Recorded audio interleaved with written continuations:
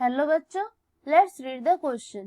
The component of a vector is first option given that always less than its magnitude, second option is always greater than its magnitude, third option is always equal to its magnitude, fourth option is none of this. तो यहाँ पे दिया गया है कि एक vector का उसका कंपोनेंट के साथ उसकी मैग्नीट्यूड का अगर हम कंपेयर करेंगे तो कौन सा हमारा सही आंसर होगा ये हमें बताना है. तो अगर एक वेक्टर दिया है तो उसका कंपोनेंट्स भी अगर दिया है तो उन दोनों के मैग्नीट्यूड में क्या रिलेशन हो सकता है. इधर उस कंपोनेंट का मैग्नीट्यूड लेस हो सकता है और इक्वल टू हो सकता है.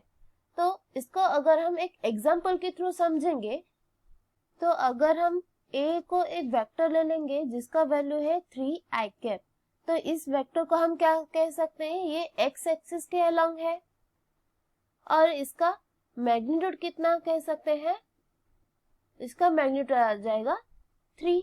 तो अगर हम इसका कंपोनेंट का प्रोजेक्शन देखेंगे जो कि इस वेक्टर के अलोंग है, that is in x axis, तो हम कह सकते हैं उसका मैग्नीट्यूड इस वेक्टर के मैग्नीट्यूड के साथ इक्वल हो जाएगा. तो along x axis the magnitude of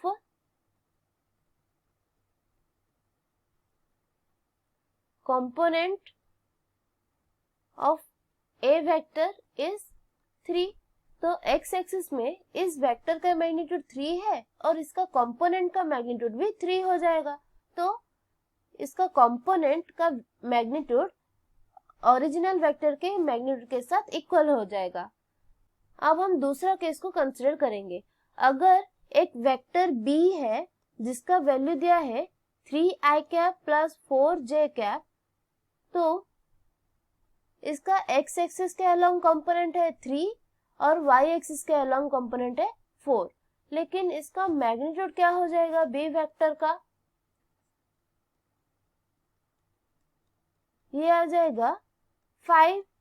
तो इस ओरिजिनल वेक्टर b का मैग्नीट्यूड है 5, लेकिन magnitude of b vector component along x axis क्या आ जाएगा, जो कि i के x एक्सिस का यूनिट वेक्टर है, तो हम कह सकते हैं मैग्नीट्यूड क्या आ जाएगा 3. Similarly magnitude of b vector